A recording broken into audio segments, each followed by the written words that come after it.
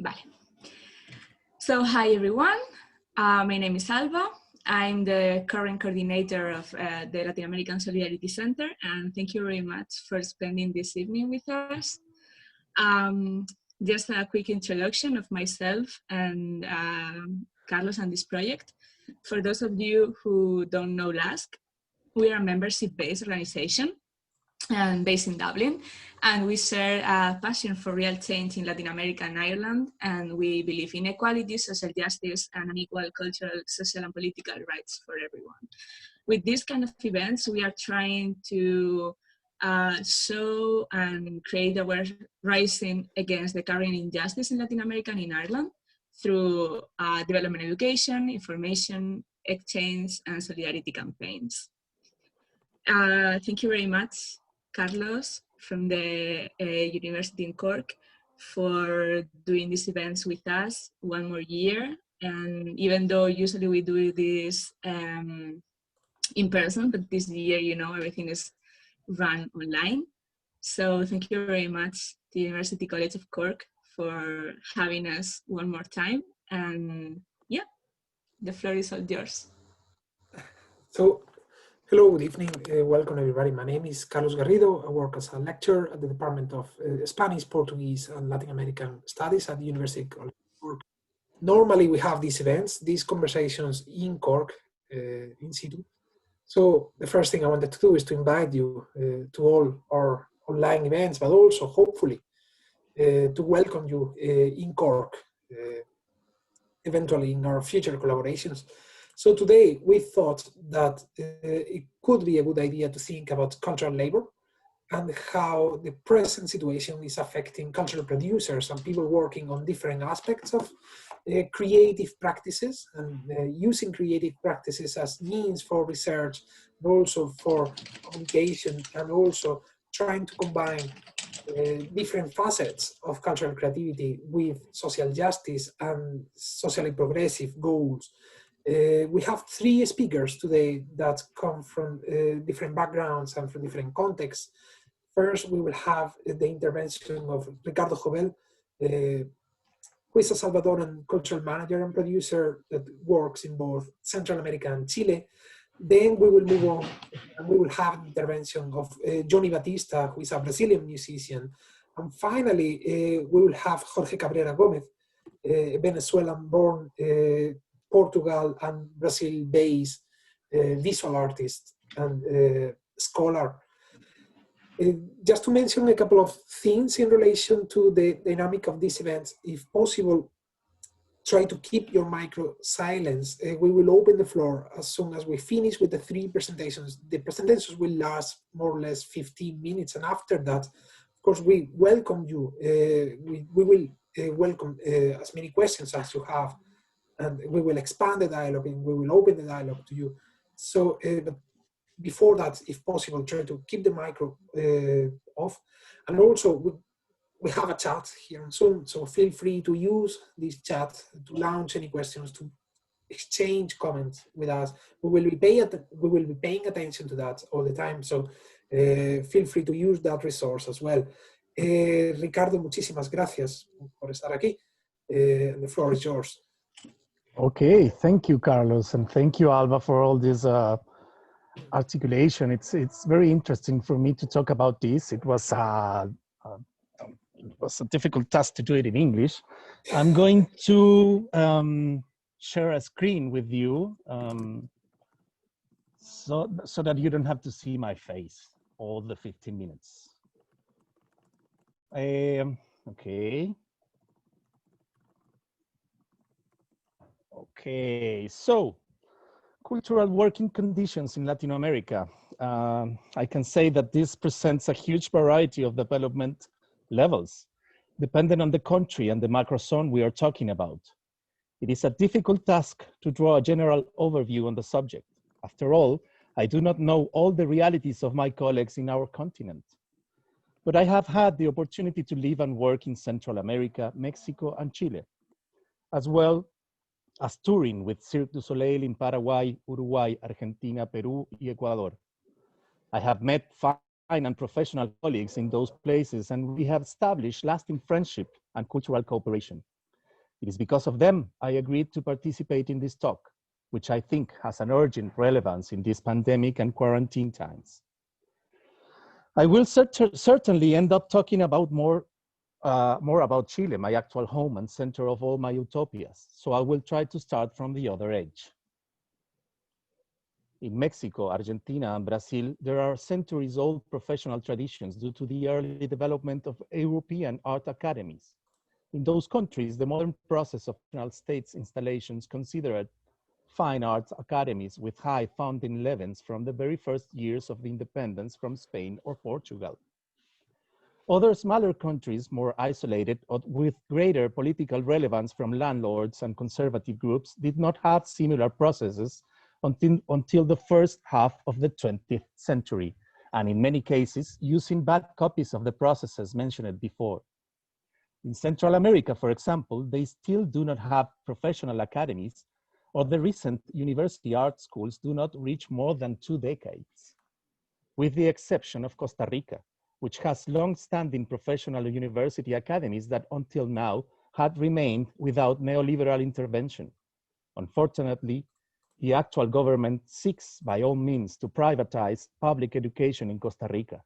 It is worth mentioning that here, the struggle of Costa Rican scholars and students to defend their public system. But to privatize education, it's not neoliberalism's sole intention. Production and management of art and culture in general has also been commercialized, leaving behind any social or political approach. This neoliberal idea of creative market has been the main government way to promote thinking or dreaming about culture and art for decades. This has left content and artistic creation subjugated to the purely aesthetic interests of those audiences with high consumption capacities, therefore disconnecting artists and cultural management from the general audience and from the art capacity to lead social and cultural processes. Americans no longer have any interest in financing national art companies or academies. And the promoters of reducing the state to its minimum expression usually start from cultural financing as what they consider of less importance. Neoliberal culture administrators act more like bankruptcy trusts, managing ridiculous budgets, designed to ensure the decline of a centuries-old tradition with the obvious aim of ending up closing or privatizing the public management of culture. But please, do not get me wrong. I do not aim for a complete state cultural administration. It is a fact that the old processes of national companies have also generated elitism and audience crisis, either by their Eurocentric content or by the excessive preponderance of the political parties in charge of the projects and repertoires development of those state agencies. That is why it was so interesting and powerful when we all, art and culture workers, went out to the Chilean streets during the 2019 social outbreak. We went out to connect again between ourselves and with the whole country. Chilean art and cultural workers made powerful images that showed the world the founding intention of this generation. Together, we brought down the neoliberal Pinochet's constitution, and we are looking at the constitutional process with an active approach that reaches the streets from time to time to keep the hope and the emergence of changing forces and ideals. But how did it all start? We need to go back until the cultural blackout of the 17 years of the far-right military and civil dictatorship, a long time in which all art academies were either closed or censored.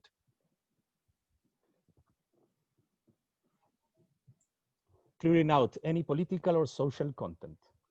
The end of Pinochet's government marked the beginning of a Chilean destape, a cultural and moral outbreak of a constrained generation.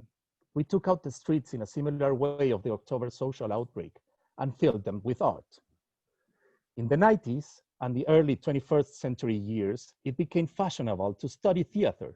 At that time, there were 2 university schools in Chile that offered a drama bachelor's degree and a considerable number of private academies with greater or lesser recognition according to the TV fame of their directors.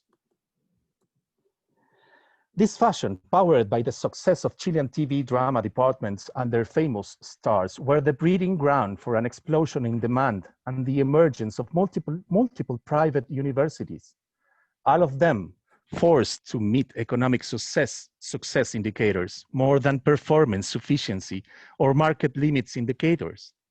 They just licensed an impressive number of young professionals into a limited job market.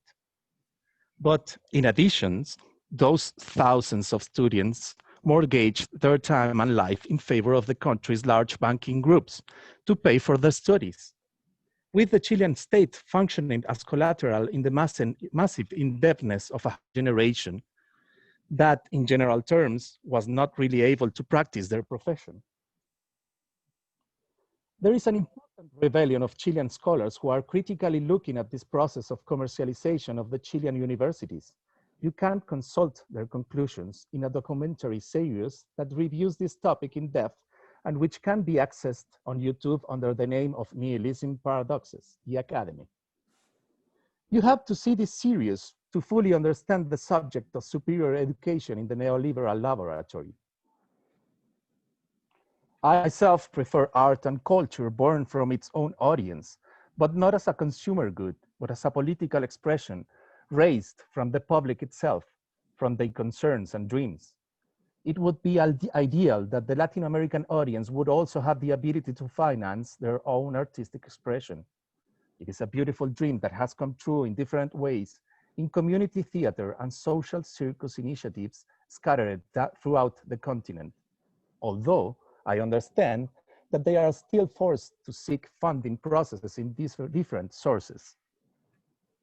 Examples of this cultural management approach are the Cultural Dots program in Brazil and Peru, where a long-term intercultural strategy is applied, financing the foundation of decentralized civil organizations with funds to produce their own artistic expressions, with guaranteed processes of at least 3 years, along with sufficient funding to design and implement community-based sustainability strategies.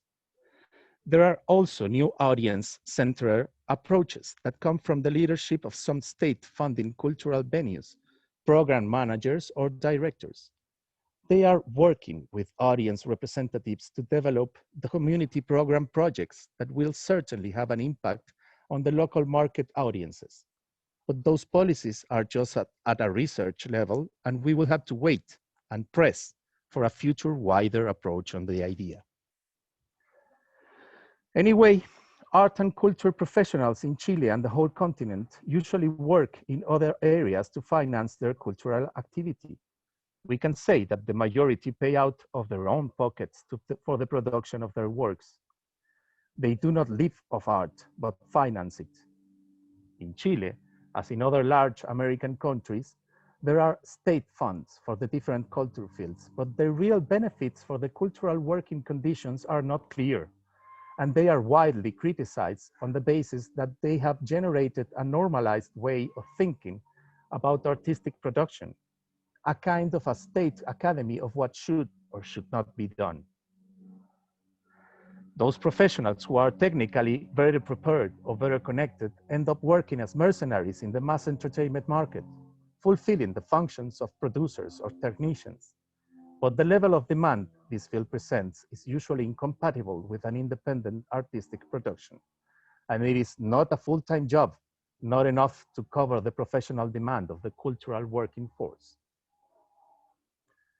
And the pandemic has come to bear our guide's serious weaknesses. We are separated.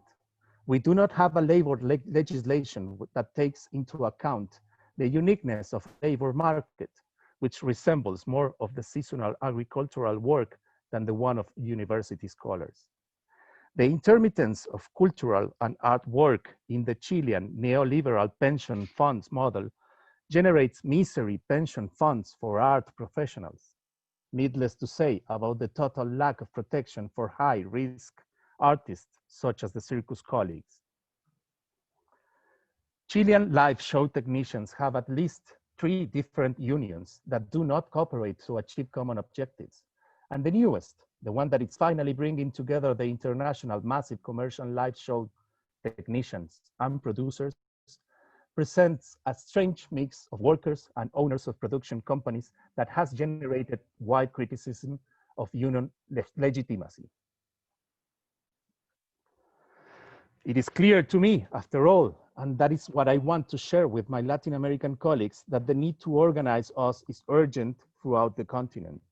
And in Chile, even more, when we are in the middle of a constituent process that is going to redefine the playing field for all, and that should subsequently generate new legislation processes with respect to our professional activity. It would be necessary to be really together for that moment.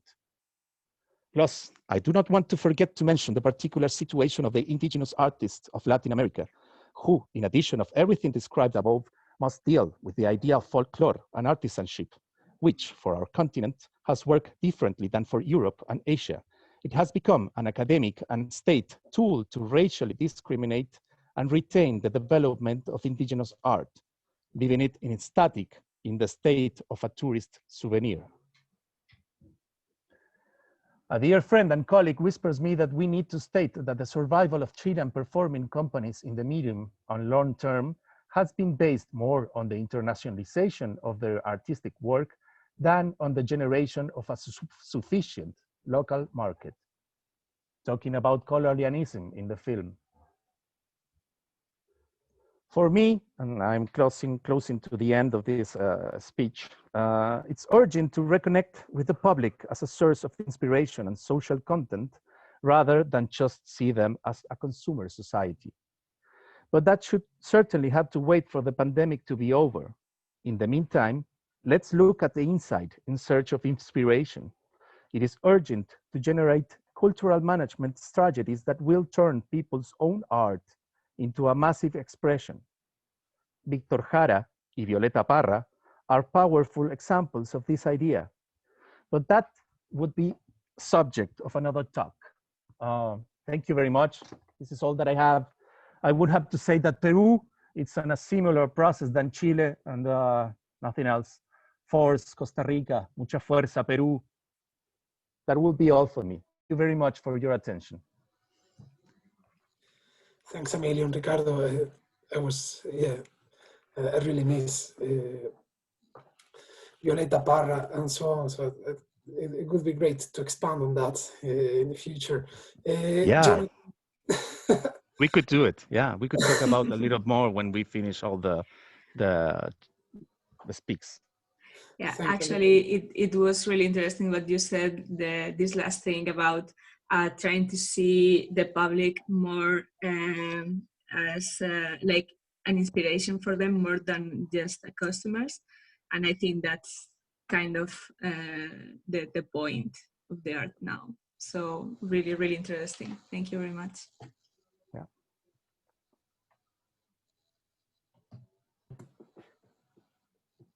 So, Jonathan? Yeah, thank you so much. Very interesting, Ricardo. Very, very cool. Yeah, my presentation comes from more my background as a musician, and now that I've been living in Ireland for 7 years now, and I saw a lot of Brazilian musicians particularly coming to this island and being here. So it's trying to make art and try to be a musician and work with art being a migrant. It's a very challenging situation. So I will as well share my screen. Let me see.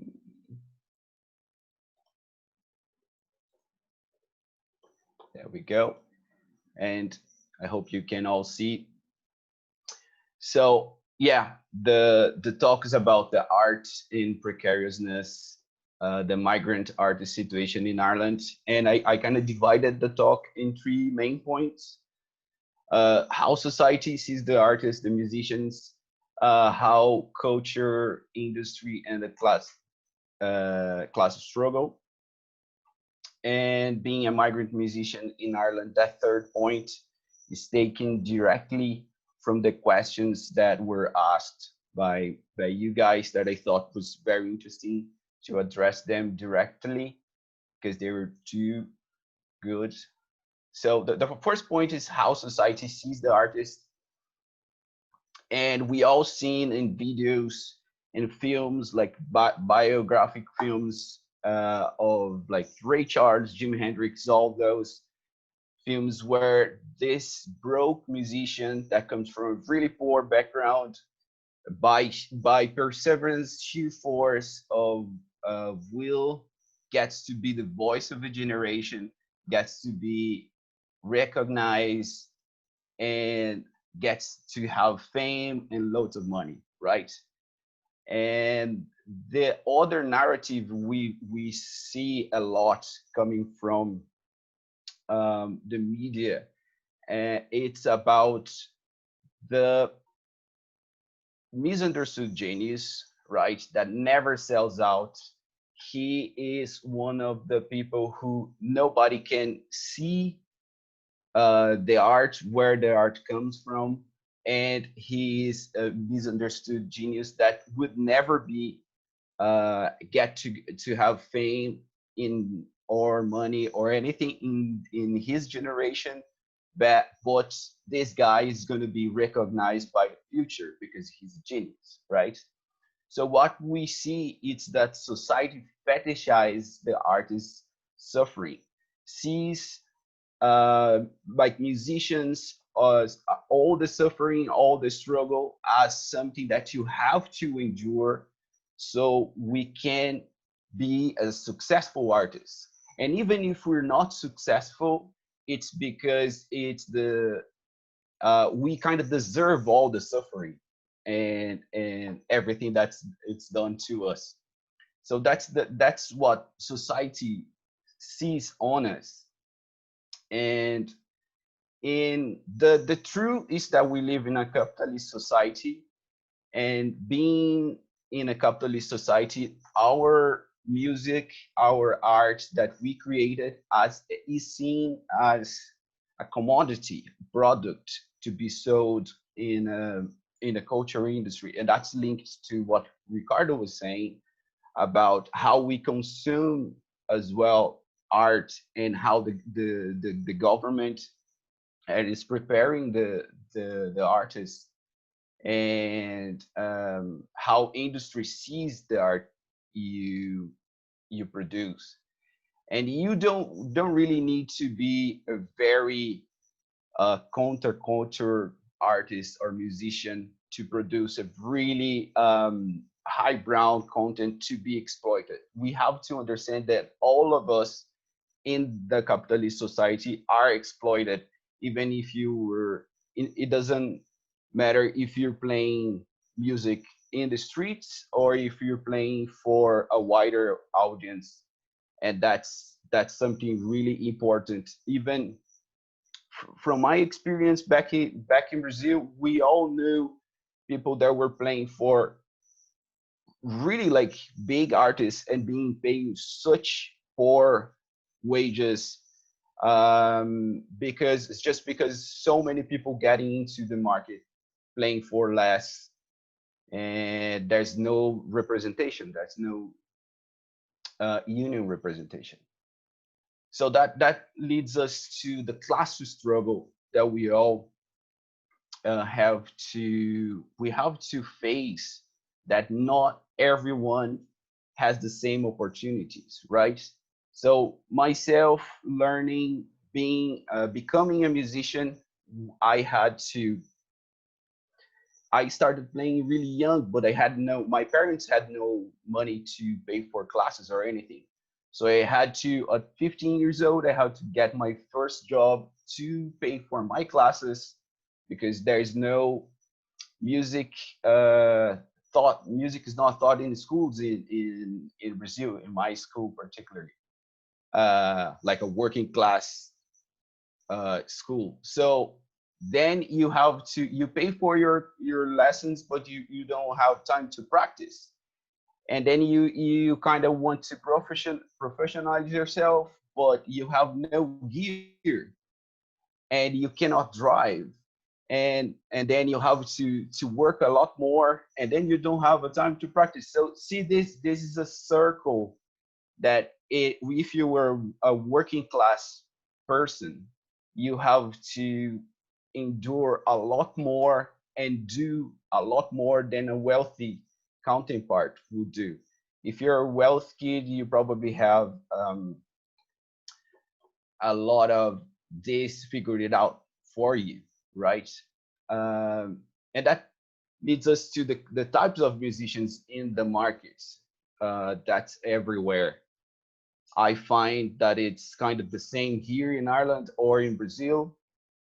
It's the most of the wealthy people would be the ones getting the best opportunities out there, and they'll be the ones that gets the better jobs in music, in the music industry. And then there's a lot of people that will get like those gigs that is not the best one, but can survive really poorly just playing music. But most of us will have to get a day job so we can afford to have the stuff we need. And there's a third kind of musician, that is the enthusiast, the guy who is not really a professional musician. He doesn't need the money. He plays just for fun, but he is the one driving the prices and the wages down of the gigs, and because he doesn't need really the gig, he will play for a couple of beers. He's usually wealthy as well. He's a rich person, rich people. So that's the we see the classes determines a big part of the artist's success. If the artist, the musician, comes from a rich family, he would probably be successful. And the third part is it's the migrant musician in Ireland. My perspective on this, and it's directly taken from the question. So, are Latino musicians capable of living of their art? I met a lot of Brazilian musicians, a lot of people coming from Ireland, expecting to get gigs and get some money from their art. Some of them really, really good. A lot of them really, really good. But there's a couple of things that are really important for you to get gigs, to get things in when you come to a different country. If you can communicate, most of them will not be able to communicate well enough. Most of the time on what the time you're spending on a gig, it's not playing your instrument, it's getting to the place you're gonna play, it's loading gear, it's unloading gear, it's putting the set together, it's rehearsing. There's a lot to it, and if you cannot hang, if people doesn't like you, you don't get the gig. And another part is it's the race, class, and gender. Like a lot of gigs you cannot get if you're a girl, if you are a brown 35 years old Brazilian musician, you cannot get a gig playing for like a boys band, right? You have to look the part to get the gig. So it's really important. How does precariousness affect their lives and creativity? This is very Ireland situation. In Dublin, we live a massive house crisis. And most of students and people who comes to Ireland to live here, they are living in crowded spaces. They're sharing their houses with like 2, 3, 4 people, and they have no space for practice. if their instrument it's something like a saxophone or drums, he'd not be able to practice at all. And if you come from a poor background as well, working class family, you probably will have to get here with no English.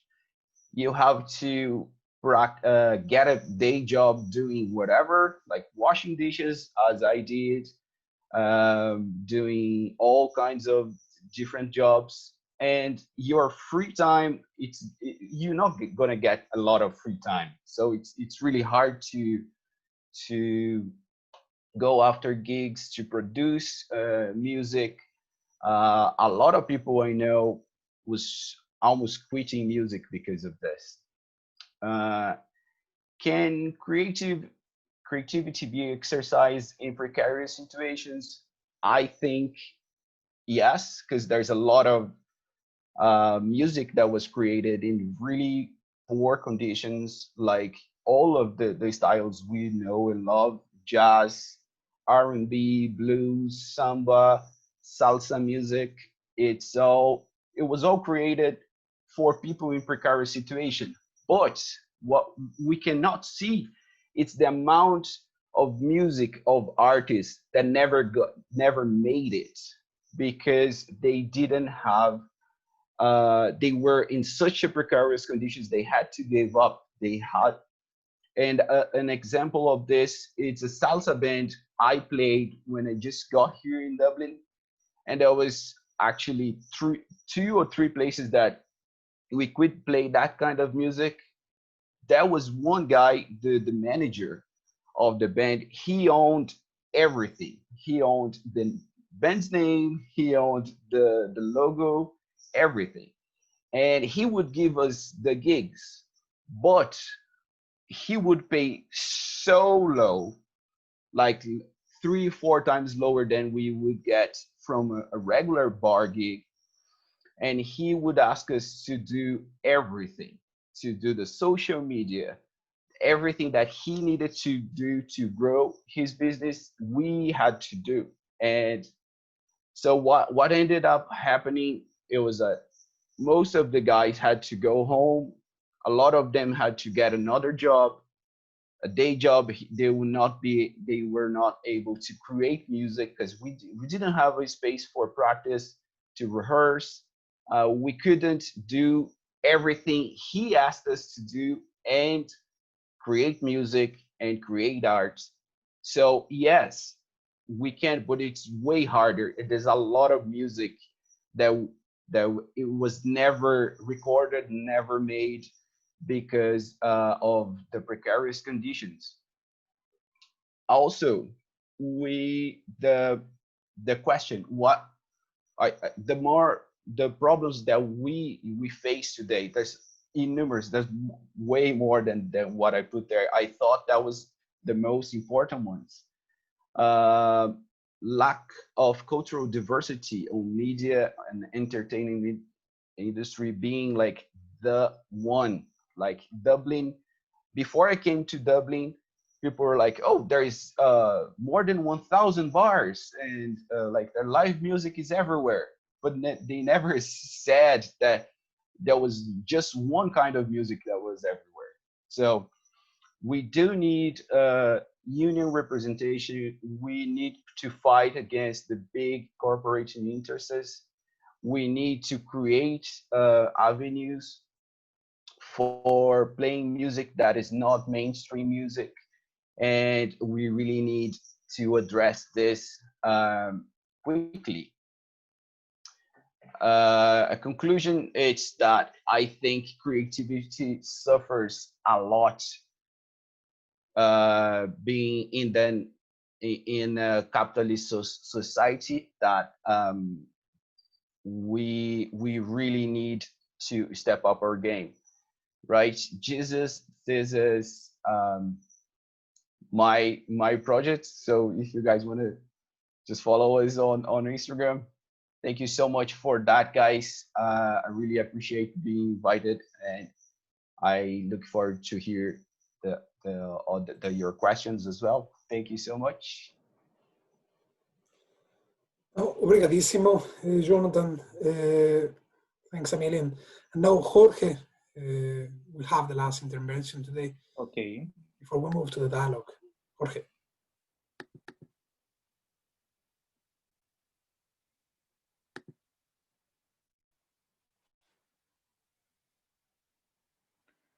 Okay. Hello, everyone. Sorry for no speaking English now. Yo voy a hablar en español, ¿no? En castellano, ya que mi conversación gira en torno a mi experiencia de vida en varios países por los cuales he pasado, principalmente por España, Brasil y Portugal hoy día. Bueno, hace 3 años que vivo en Portugal. Viví unos 20 años en Brasil y 2 años en España. Con todo eso, he circulado por algunos países, sí, más dentro de una búsqueda de experiencias profesionales y personales. Yo he dividido esta conversación mía en una primera parte, va a ser sí hablar un poco sobre qué significa estar en tránsito, qué significa ser un cuerpo en tránsito. Después voy a hablar sobre mi experiencia de descolonización en el arte, principalmente desde mi experiencia como artista visual y como investigador, ya que investigo ese tema dentro de mi trabajo de tesis también de doctorado en arte contemporáneo. Y por último finalizo comentando sobre este tipo de trabajos que estoy desarrollando, que son inserciones del cuerpo con dispositivos de alteridad.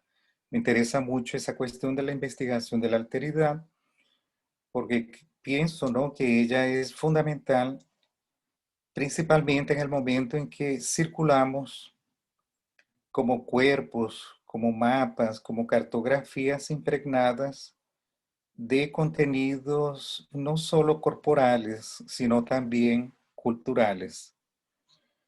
Mi experiencia en estar en tránsito en todo ese tiempo ha sido cuando me di cuenta, principalmente cuando regresaba a Venezuela de visita, que uno va convirtiéndose en un sujeto, yo le llamo intersujeto, porque te vas impregnando de cada una de las experiencias de cada lugar por el cual pasas. Y eso no se ve solamente en comportamiento, se ve también en algunos acentos que vas adquiriendo, en algunos comportamientos, en algunos hábitos, etcétera, etcétera. O sea, te vas interculturalizando un tanto, ¿no?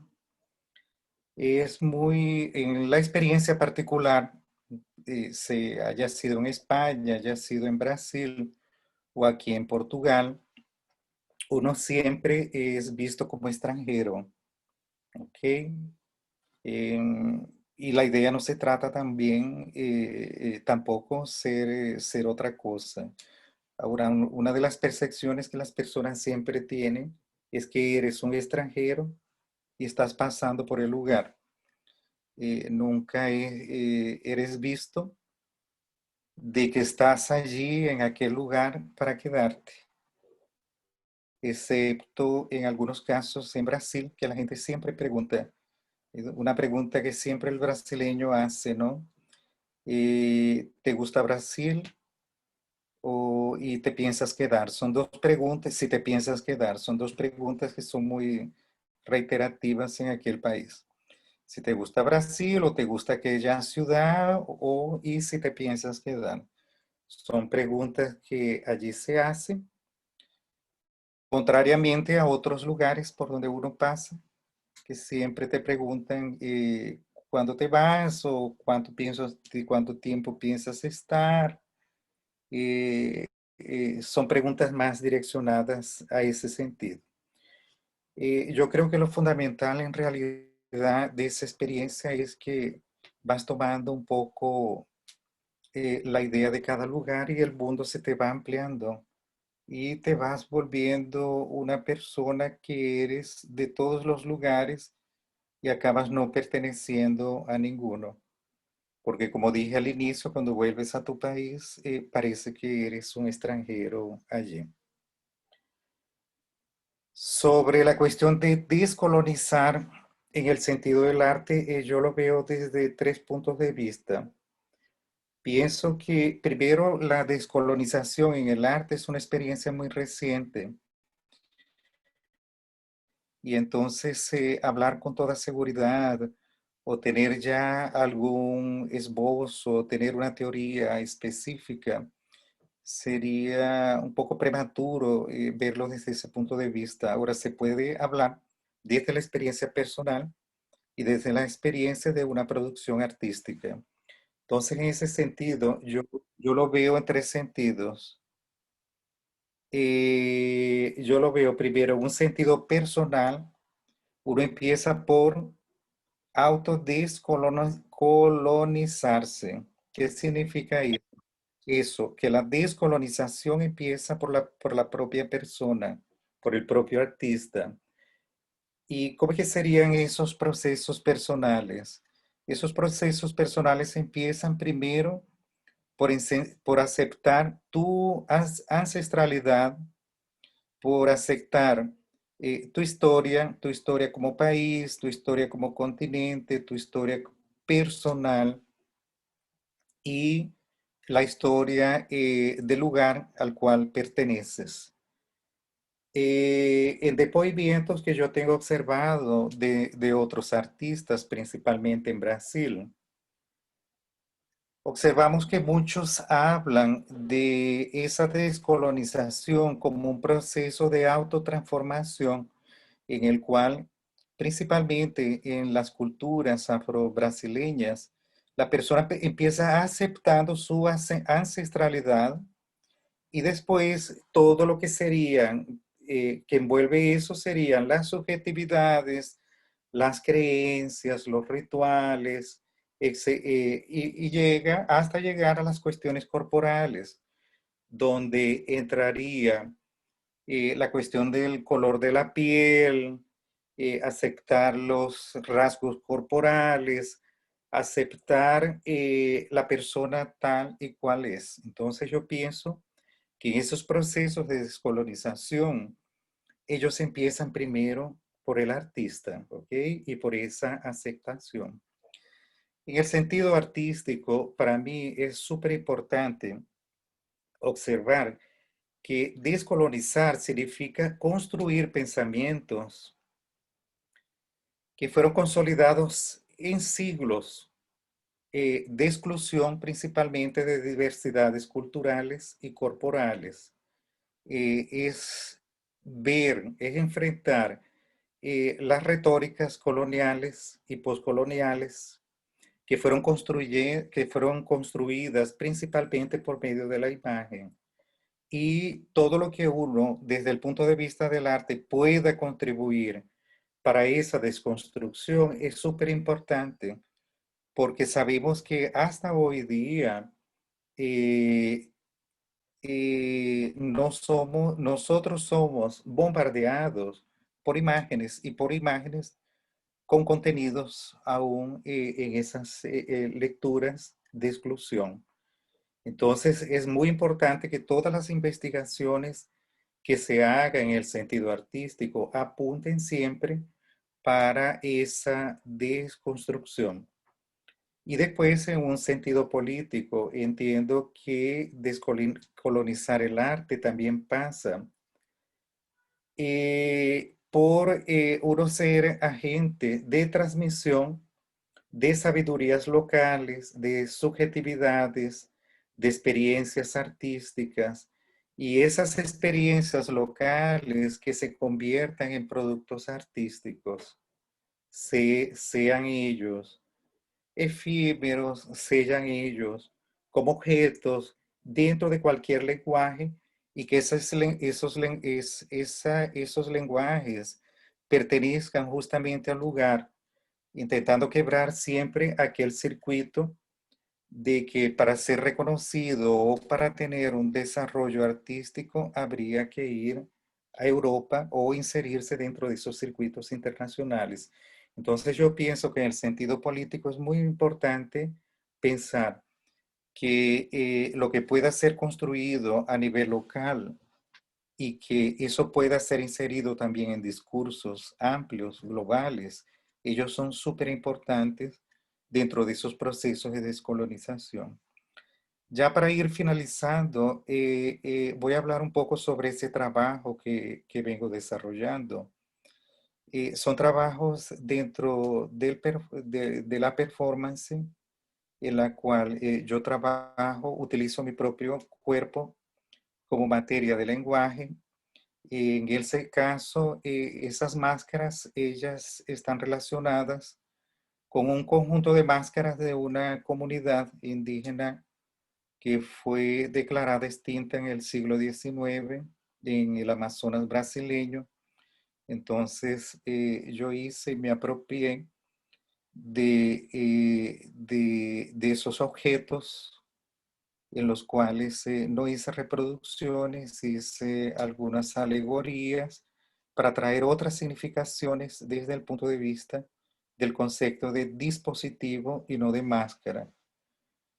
Entonces, a partir de ese conjunto de dispositivos, yo empiezo a traer algunas cuestiones históricas en las cuales fueron inseridos cuerpos que fueron excluidos, cuerpos que fueron exhibidos en museos, cuerpos que fueron exhibidos en vitrinas, cuerpos que estaban inseridos en tránsito, cuerpos que fueron exhibidos en capitales, en Europa, por ejemplo, cuerpos que circularon en los circos, cuerpos que fueron inseridos en zoológicos humanos, cuerpos que eran vistos como objetos extraños y no como sujetos.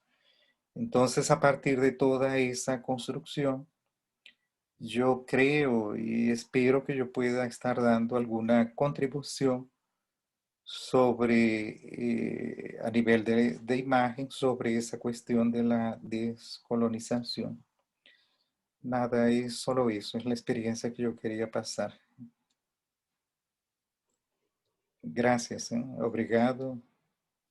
Muchísimas gracias, Jorge. So just a short translation of what Jorge presented.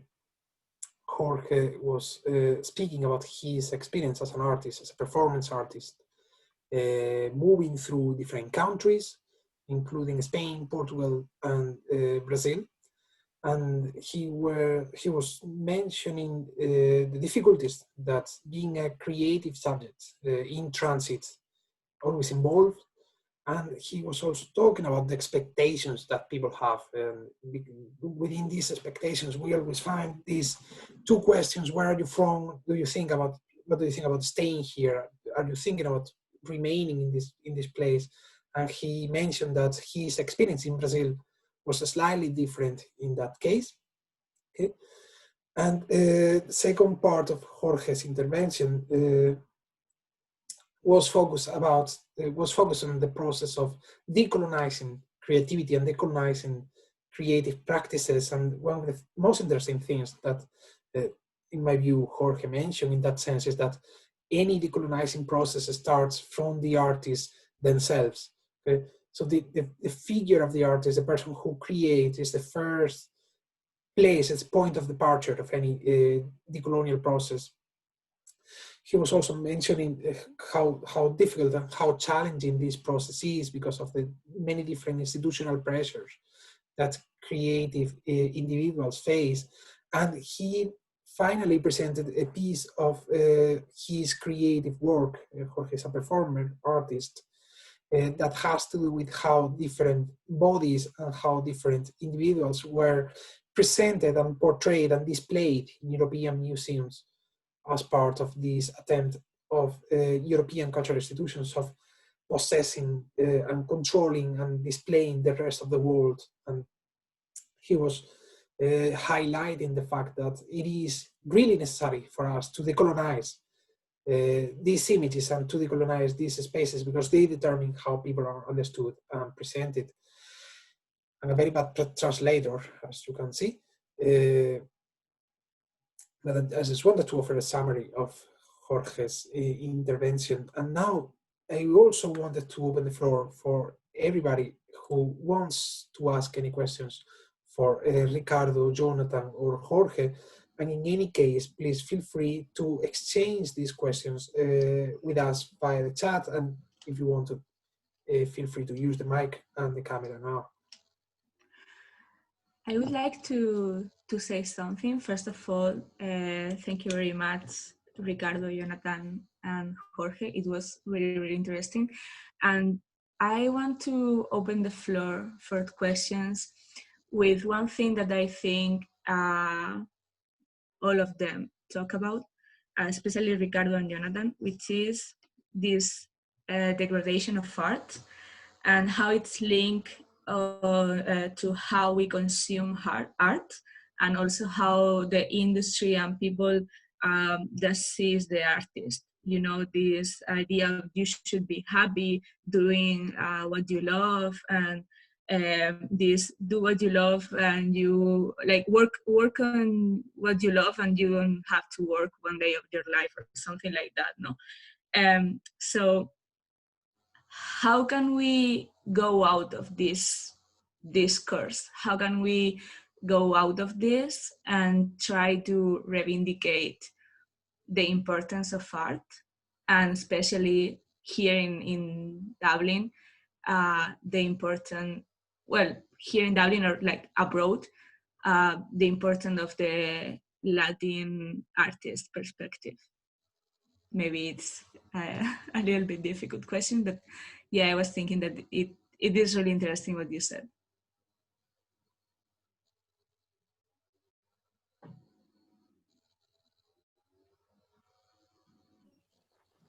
I don't know if Jonathan has something to say. I really think that there are important progresses in this creative market idea that I should say. Disregard that I am not agreeing with the whole concept, but they have done these measurements, economic measurements of what is the portion of el Producto Interno Bruto of art. I don't know how to say it in English, but the portion of the economy that is made by art, and it's a huge thing, especially in Brazil, I think. I don't know. I think Jonathan will say something about art in Dublin, in Ireland, but we already know in America Latina, especially in Mexico, Argentina, and Brazil, that art, it's a very huge portion of the country's economy. So they have used this information uh, to impulse creative economy approach, but we should use it also as professionals to unionize us and to press for a better conditions for our working force. I mean, we are a productive force in Latin America. We know that samba, for example, since the first half of the last century, they are producing a lot of money for Brazil. So musicians have a very strong portion of a country's development. So we should be in a better situation.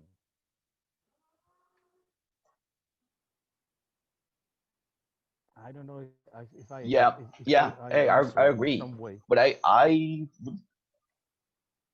no, I just wanted to separate a little bit as well what is entertainment and what is art, in a sense. Like a lot of people comes to me and they will say, oh Johnny, it's really good that you're gigging and that you're playing a lot, and this is, you're doing what you love, exactly what Alba was saying. That and my point is always, look, this is work. This is not usually the kind of music I want to do. This is something that I play in a band. So there's like, we play tunes for people to dance. So this is entertainment. This is a job for me. It's not as I'm playing the kind of music that I'm passionate about, or even when I'm playing in a cafe and then I'm playing with a jazz gig or something like that. It's not the kind of music that really I write. You know what I mean? Like I'm trying to say that sometimes we don't have any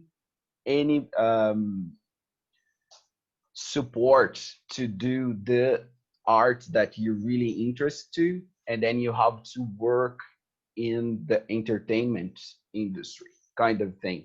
And we kind of have to separate the both of them to, so I need to make my musicians friends understand that it's not, you have to look at it, look at your profession as any other profession. You're doing something that you don't really, it's not like it's because most of people would just look at it as, it's, I'm doing this and it's better than do this than wash dishes. And I agree, but you still have to think professionally and think that you should unionize. You should looking for your rights, because you know what I mean. It's a job that you're doing more than, you know, an artist doing this romantic thing. That's also another issue that we should fight for. But it's just two separated issues, I think. If you get what I mean. Yeah, yeah. No, I understand that. But it is important to check to point out our addition to the countries and to the continent development. I mean, it's not only a romantic way of living. I mean, even the art that it's not commercial, even the musicians that are not making samba or salsa or, you know what I mean, what everybody loves, they are making a contribution to the country in a cultural way, concept, in a way that we think about. That's what I meant, that the art needs to reconnect with social and cultural development. It's important, and it has to have an impact on our way of life as cultural workers. I mean, we have to have a recognition at the end of our lives. And we have in Chile main directors, theater directors that died underneath a bridge because they didn't have any health insurance. And they made a huge contribution to this country's culture. I mean, it's urgent.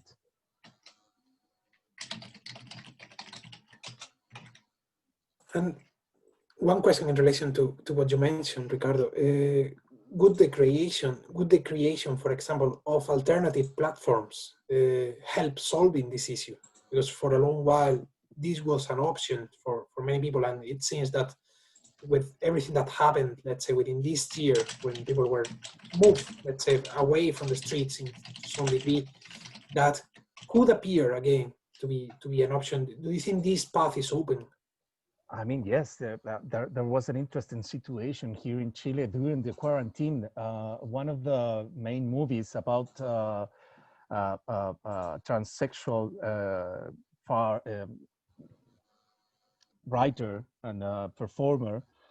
We had a movie that was going to be premiered on this time, and it was premiered online with a special ticketing process. And they had much more audience than they will have on a normal premiere, which is elitist and everything. And they had thousands of people looking at the picture at the same time. It was huge.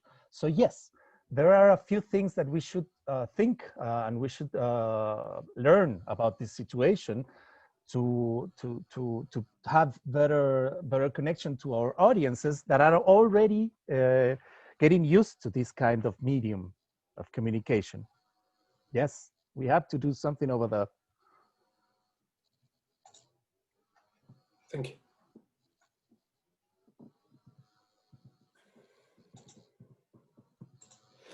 Well, could I continue in that sense? Sorry for. Yeah, go for it. I had so many questions, and well, Sinue had a question. I promise I was gonna ask you three about decolonization, but there is a question on decolonization on the chat. So Sinue Flores mentions that that recalls from Jorge about decolonization made me think if artists in transit shall we build a new conscience about mutual appreciation between Europe and America and the Americas. If Sinue allows me, could I retake that question and ask you to what extent can we expand, let's say, and use the present situation in which many people are moving as a possibility for establishing new solidarities across different spaces? Eu acho, em relação a essa pergunta aqui, né, o Carlos?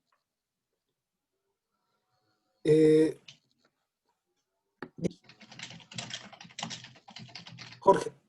Ajá, dime. Dime nuevamente, disculpa. Ajá. Sí, repite la pregunta, por favor. So I was thinking. La cuestión. Sí, so I was thinking, it is a question for you three. Uma questão para os três. I was thinking, to what extent could the present situation in which many people are moving, are forced to move from one space to another, to what extent this situation could be used to establish new links, new partnerships between spaces that in other circumstances would be more difficult to connect?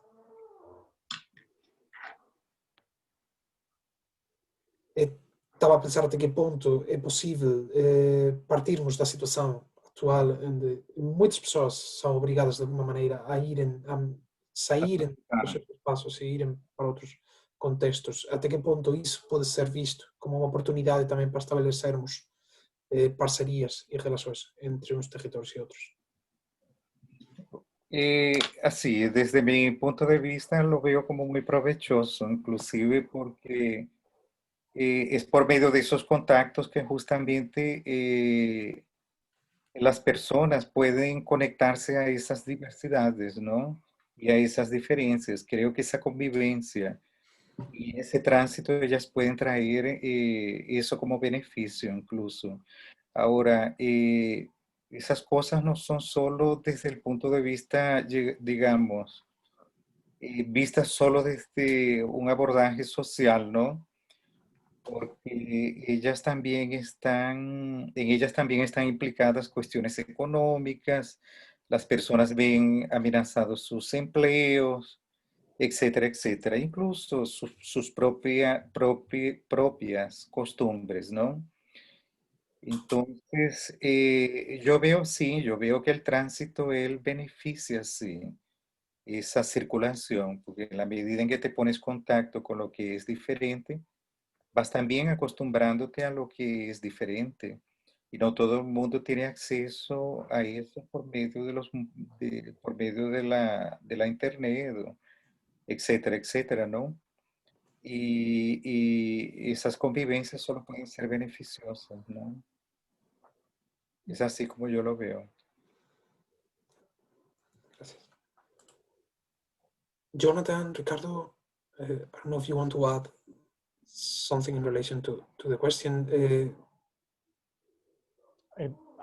Yes, voy a hablar un poco en español aprovechando la oportunidad y trataré de ser corto para ver si después resumir en inglés para los estudiantes de habla inglesa. Iba a decir que me parece enormemente interesante la exposición de Jorge, porque es cierto que hay un tema de la descolonización que tiene mucho que ver con lo individual, especialmente en el mundo del arte. Cuando eres un artista que está en el proceso de hacer obra, de crear obra, pero habemos muchos que no estamos, que estamos detrás del escenario. Yo soy productor, aunque estudié teatro, pero soy productor y normalmente estoy detrás del escenario y tengo que lidiar con la institucionalidad colonial, que sin decir que es más o menos importante que la parte personal, creo que la institucionalidad colonial es algo que tiene que ser denunciado y atacado fuertemente desde nuestras particulares barricadas de lucha artística o cultural. Y en ese sentido creo que la oportunidad de lo que está sucediendo en este momento tiene mucho que ver con una cosa no solamente artística o cultural, sino que humana. Es la evidencia de que estamos todos en el mismo barco. Y ojalá, o sea, más bien creo que responder a tu pregunta más bien es un deseo más que una realidad. Ojalá que esta circunstancia abra un poco las mentes en las instituciones fuente de esta colonización, porque no se ha terminado. Tenemos actualmente, en las imágenes en las que yo puse una fotografía de Clara Antinao, que es una artista y profesora de Mapudungún, del pueblo mapuche, que es uno de los pueblos originarios de Chile, del sur de Chile. Y en este momento estamos sufriendo o estamos en una batalla importante que no solamente es personal e interna, sino que también es institucional con la Universidad de Barcelona.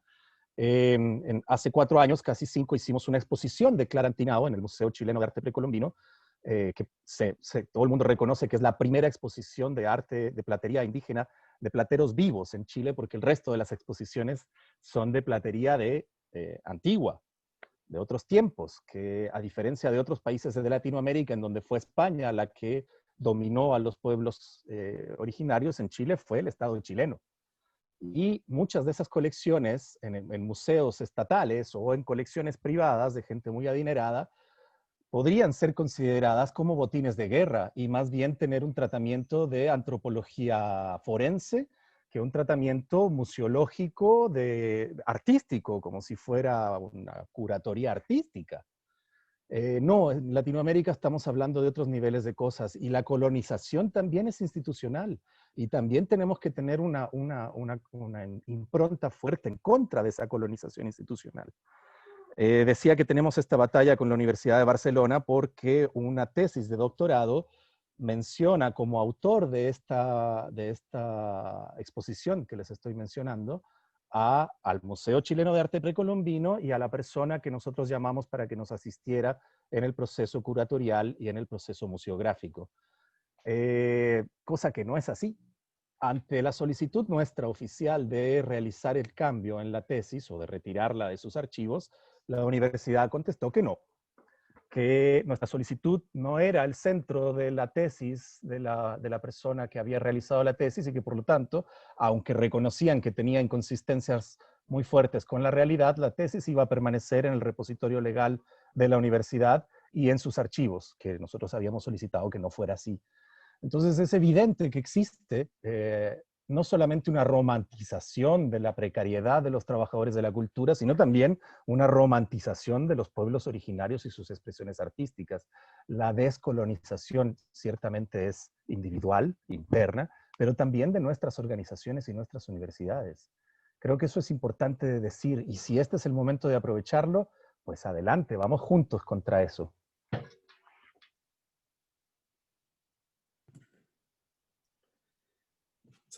Thanks a million. Muchísimas gracias, Ricardo. Just a short summary in relation to this question. So Jorge was mentioning that there are important and tangible interests behind these processes of mobility. So although he accepts, he embraces this possibility of people moving from place to place as a possibility for developing new bonds, new links, he's also very much cautious in relation to the economic and tangible and practical elements and interests behind that.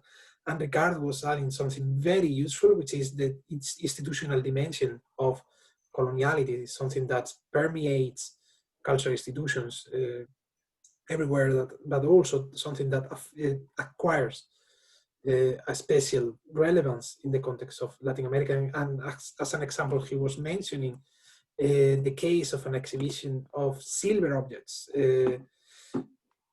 curated in Chile, he was mentioning something very practical, which is that these objects were the result of the internal colonization by the Chilean states, which added up to the Spanish colonization of the territory. And he was mentioning that there is an ongoing struggle with the University of Barcelona because of a PhD thesis that falsely categorizes and involves Chilean cultural institutions as part of this process. This is just a summary, of course. As I said before, I'm not the best translator in that sense, as you can see. There is another question by Anairda. Thank you so much, Anairda. She mentions that I like and agree with Jorge, saying that about what Jorge said about challenging the colonialist mentality and narrative, while at the same time realizing that we are not from here and not from there anymore. How do the speakers feel about that? How do the speakers feel that being immigrants and transitory beings affect their art products and their creative processes? That's again a question for the three of you. Yeah, can I take that one? Can I? Yeah. I would like to speak in Portuguese as well, just because, you know, I'm getting jealous of. Não, queria aproveitar essa pergunta que tem a ver com que o Jorge estava falando sobre, e eu fiquei interessado em qual é o objetivo da arte dele, na questão de decolonização, porque a gente fala muito no Brasil, a gente ouve muito sobre decolonização de mentes, né? E a sua arte tem como objetivo falar mais com o colonizado, no sentido do Frantz Fanon, assim, do sentido de você pensar a si mesmo como europeu, né? Depois que eu vim para a Irlanda, eu acho que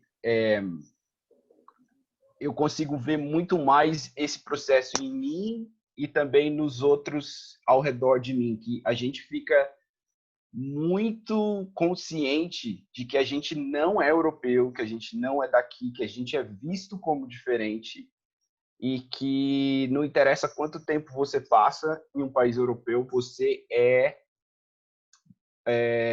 estrangeiro e você não faz parte daqui, você não é daqui. E aí você tem, eu acho, dentro das pessoas que eu conheço, e uma negação no primeiro momento disso, né? E você querer colocar mesmo uma máscara para se aproximar, mas aí é isso que eu sempre falo para as pessoas, que às vezes a gente tem que deixar isso bem claro logo de início, que existe essa diferença, né? Então, a pergunta para o Jorge, dentro dessa pergunta, é se ele encontra essa resposta de dentro das pessoas da Latinoamérica sobre vendo a arte deles, se isso se reflete neles mesmos ou se reflete mais nos europeus.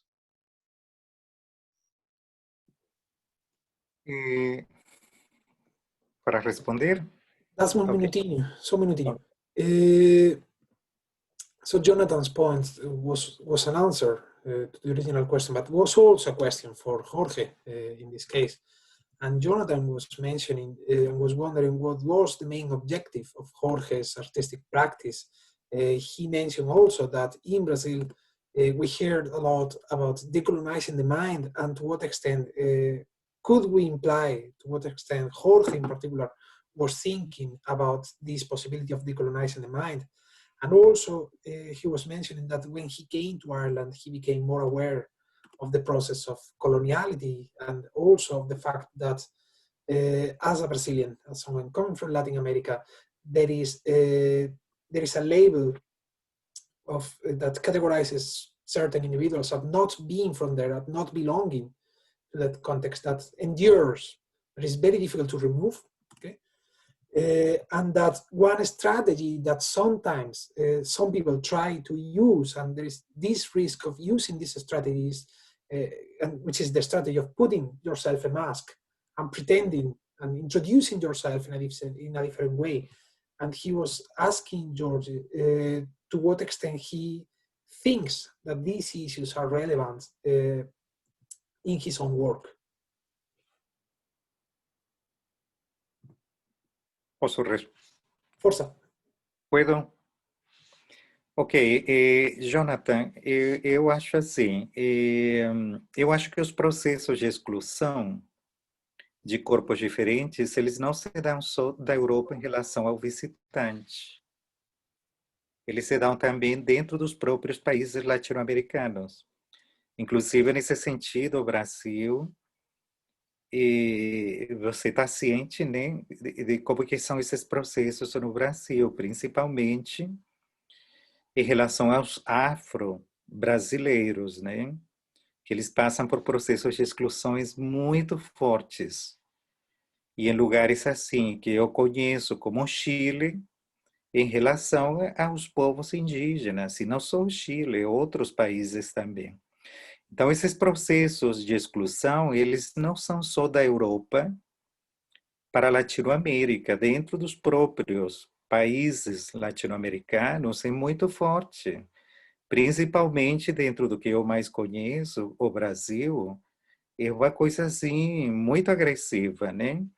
Até pela própria história que esses países têm, dos processos de colonização e dos processos pós-colonização, que a gente sabe que mesmo que esses países tenham se independizado, as mentalidades elas não foram mudadas.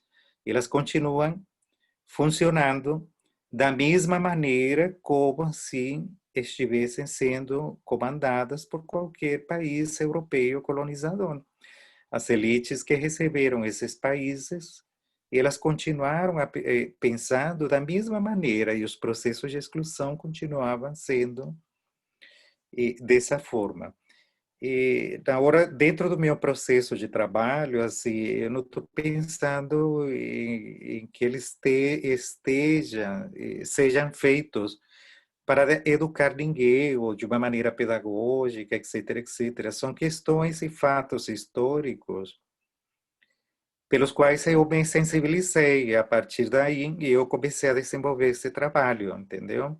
Comecei a desenvolver uma investigação, uma pesquisa em cima desse tema, tanto desde o ponto de vista teórico, que é muito característico da arte contemporânea, quanto desde o ponto de vista da imagem. E por isso cheguei a essas construções, entendes? Não sei se respondi.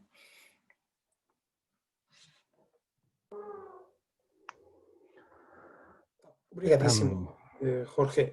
Jonathan, queres acrescentar alguma coisa? Não, quero. Quando ele estava falando do Brasil, resultado claramente do quanto o Brasil é um país desigual e racista.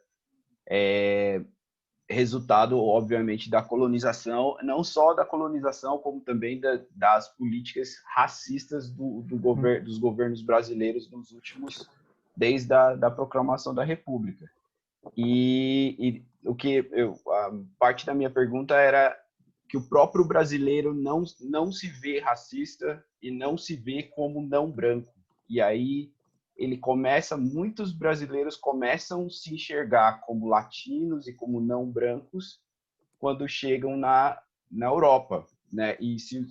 Que eu acho que o trabalho dele tem a ver com essa descoberta também do latino de se ver que é não branco, entende? Só isso. So just to offer a small translation of the debate, I think it's useful because remember we have some people who are not so fluent in both cases. So Jorge was mentioning that situations of exclusion happen not only in Europe, in relation to foreigners. They also apply. They are also at the heart of many Latin American countries. He was mentioning the case of Brazil, where Afro-Brazilian communities struggle to be recognized and struggle to find a place, and are discriminated. And he also mentioned another context he knows, which is Chile in relation to indigenous populations in the country. He also clarified that in his own work, he doesn't have a pedagogical intention. He's rather more interested, more driven by history and the emotional responses and artistic responses and the strategies that contemporary arts can provide in relation to history. And Jonathan was also acknowledging that in the case of Brazil, something that we have to take into account is the role that racist politics enacted since the creation of the Republic in Brazil, the role that these policies have in the creation of racist attitudes and attitudes of discrimination. He also mentioned that Brazilians don't see themselves as racist and don't identify themselves as non-white, but when they travel, when they move to Europe, sometimes they realize that this is a process that they go through. Okay. Is there any other question? Thanks, Emilio. Obrigadísimo.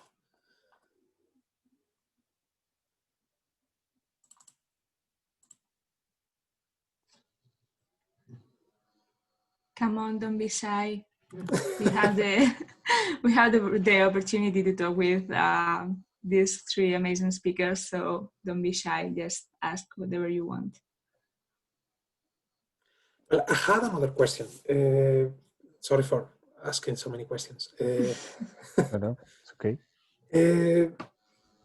Some years ago, some decades ago, we were all asked, we were all told, let's say, that creativity was a model, that we all should be creative individuals, that we should adopt, we should embrace the paradigm of creativity, because creative individuals are supposed to be more flexible. And of course, the darker side of this model is that, as Ricardo was commenting in his talk, it is so embedded within neoliberal logics of commercializing everything, of selling everything, of making everything productive and profitable in that sense. Do you think that after everything that happened, let's say within the last 10 years, and especially after the current crisis that we are all living in different ways, in different contexts, do you think that this model of the artist, this model of the creative individual that we all should follow, remains in place? In other words, should we still, is neoliberalism still using the model of the artist, the model of the creative individual, to try to lure us into that way of thinking and way of accepting everything?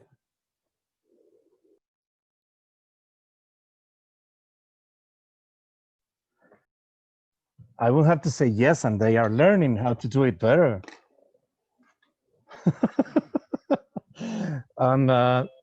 What can I say? I mean, it's interesting to watch how they are using creative market as a way to put away artists and people.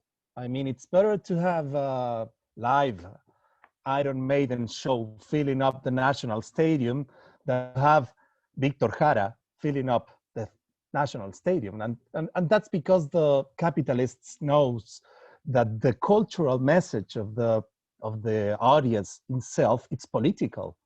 So they are actively playing this role that to putting down the people that has something to say in this situation, and to bring Iron Maiden, Cirque du Soleil with me inside. I mean, it's an active tool to put people on a consumer side and not a production side. I mean, producing content, because that content is dangerous to the system. Because we all know we are in debt. We all know that we can't study if we are not mortgage our home or our parents' home. I mean, everything in this creative market idea, it's very intelligent, in a very intelligent way, it is placed to put us in silence, to make us be silent and be consumers. And that's one of the things that we should be thinking. We should be raising our voices to say what we need in an artist way, not only in the usual markets of art, like museums, exposition rooms, or theaters. That's why we went out to streets, because we needed all that we were saying in galleries or in theaters or in closed spaces needed to be said in the open field, I mean, in the streets. And that's when things started to change here in Chile.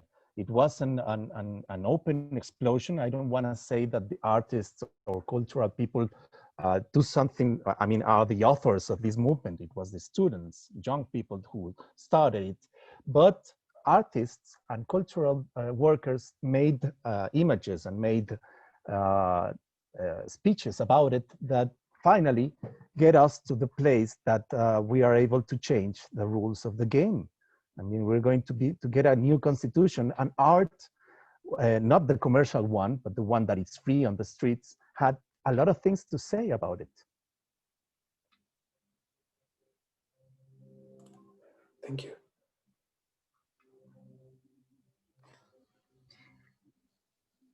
That's also another really interesting dimension of art, no? Like how can be, or how it's linked at the same time with power, and also at the same time with completely the opposite, no? How there is this art which belongs to the people and belongs to the change, and how we have this art which is institutionalized, and it's at some point bought by the powers. I think that's a quite wide topic that maybe we can have for another time. But yeah, it is really interesting.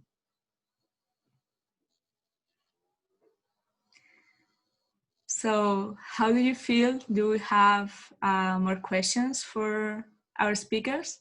Because if not, maybe what we can do is to give them 5 more minutes for final thoughts and to say goodbye before we close it.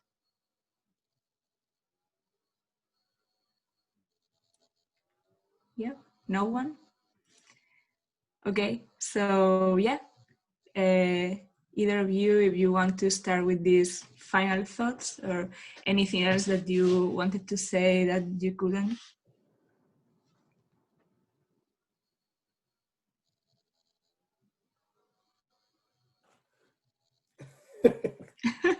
Go ahead. I feel like I've been talking too much, but the room is free. I thought that it was 10 minutes for the first talk, so I had a few things in my in el tintero. Yes, I think it's interesting. I had to say that I'm also a traveler. I don't live in the place where I was born, and it's difficult between Latin American countries too. I remember when I was living in Mexico that it was difficult to find a job because in Mexico jobs are for Mexicans. It's a general saying. It's not only that. In the 70s, they receive a lot of people from Latin America from the dictatorship. So there is this two kind of situations in between Mexico. It works for Mexicans, but they are also they have a big solidarity with Latin American people. And also in Chile, when I came back in 2010, because I lived here as a child and I studied here, in Chile, we have a lot of immigrants from Peru first, then from Venezuela. We have a Venezuelan flood in Santiago, and now from Haiti. And there is a racist reaction of the Chileans in general that has been very hard, and it has affected us. I have a Haitian colleague that works with me in public libraries events, live events, that has told me that this is one of the main difficult things that for he as an artist to be Black and to be Asian in Chile, because we are racist and we have something to do within ourselves to change that, and within our cultural organizations, because it's difficult for Indian artists, for indigenous artists, to go to national museums and to check the relics that they have on there. I have a very good friend, which is Loreto Millalen. She's a textile Mapuche artist, and she had a very hard time to go into the museums to check the textile art of their ancestors. So there's something that we should do.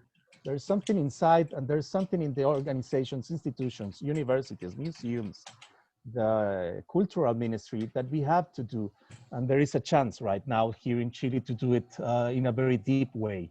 I think that it's going on in other countries in Latin America. Peru is one example, and Ecuador is also an example. They started first, they started before us.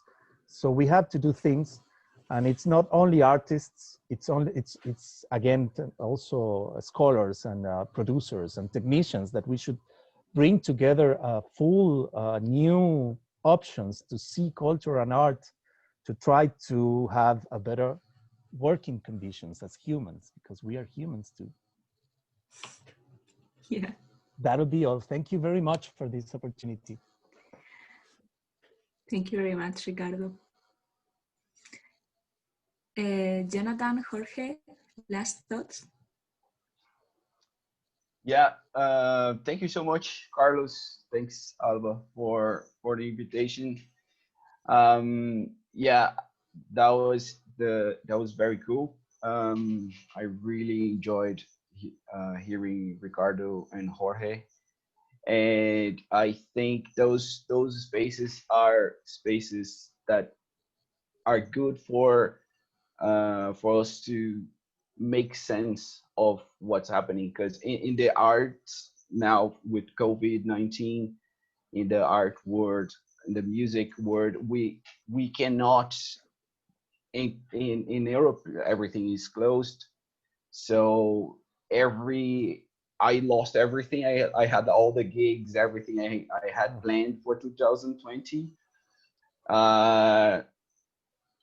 but at the same time, this period gave us a little, like, we could think about all the subjects, and the amount of pressure that is on us musicians and artists, and how much of our art it's being used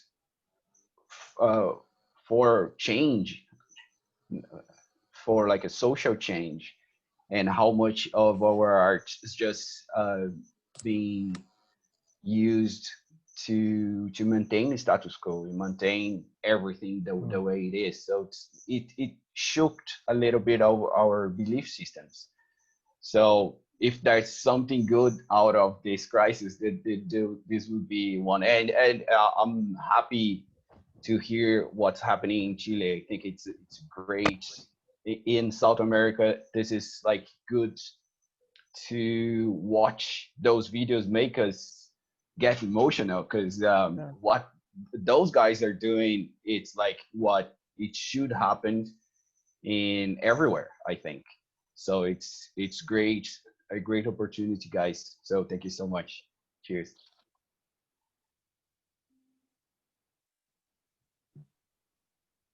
Bueno, gracias a todos por la invitación para empezar, ¿no? Y por ese momento de intercambio de ideas, de pensamientos, de tantas cosas.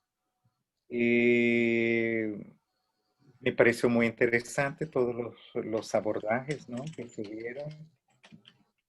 Y nada, sobre estos temas de descolonización, de verdad que es un tema que me encanta y del cual uno podría hablar muchas cosas, hablar mucho tiempo, largo tiempo. Y nada, pena que haya sido así cortito, ¿no? Pero nada, en su medida. Muchísimas gracias. Gracias a ti, Jorge. Muchísimas gracias a los tres. Obrigadísimo, Jonathan, Ricardo, Jorge. Just to highlight a couple of ideas before we close. This has been our last event this year as part of this collaboration between UCC and the Latin American Solidarity Center, but we will be back in 2021. Okay? And we will have more events, so please feel free to check with us, and we'll have a mailing list, so feel free to stay with us for the next year, because we will continue expanding on these topics. In relation to UCC, tomorrow we have a conversation with Paulo Nascimento, one of the most important contemporary art curators in Africa. Paulo is from Angola, and he was the first African curator in winning the Golden Lion at the Venice Biennale. This event will take place at 1 o'clock, and it's free of charge. This is a collaboration with the Glucksmann Museum here in Cork City. So feel free to join. I'll send you the link after that. Sinue was also asking whether you would agree to have your emails circulated to receive comments and to continue the exchange with the audience. Would that be okay? ¿Os parece bien cambiar los emails con la gente, con el público también, para seguir recibiendo preguntas? ¿Sí? So we will take care of that. And what else? ¿Qué más? ¿Qué más? Yes, Tara, a reminder that this talk has been recorded and we will be uploaded tomorrow to our YouTube channel. So you can also check the previous talk that we had last month. And yeah, also saying that follow us on social media, follow the UCC, follow our speakers. If it's okay, we can share also their profiles so they can share their art with you. And in LASK, we will be having for the next 3 weeks, actually, next Wednesday, it's 25th of November, which is the International Day Against Violence Against Women. So we will be hosting 3 talks, one in Spanish, one in Portuguese, and one in English, with different migrant women to talk about it. So follow us also on social media, follow our speakers, follow the UCC, and I think that would be mostly all. Thank you very much, Ricardo, Johnny, Jorge. It was really nice talk, and it was really interesting. So maybe when we can meet again in person, we can have this conversation ongoing for hours with a beer or water or tea. And thank you very much, all of you who spend this time with us. I know that it's late. Also here, I'm now in Spain and it's later. So thank you very much for staying so late with us. And yes, as Carlos said, we will keep doing these events next year. So we will keep you updated. And yeah, I think that would be all. Tomorrow, all of you who register for the webinar, you will get an email with the recording, every link that we think that it could be useful, including our speakers' social media profiles. And also you will find a feedback form, which is really important for us. And it takes just a couple of minutes. And if you like it, again, I invite you to find all of us on social media, Facebook, Twitter, Instagram, and just have fun, enjoy the rest of the week and enjoy the weekend as much as you can. And it was really lovely to have you all.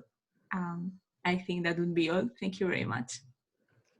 Thank you. Muchísimas gracias.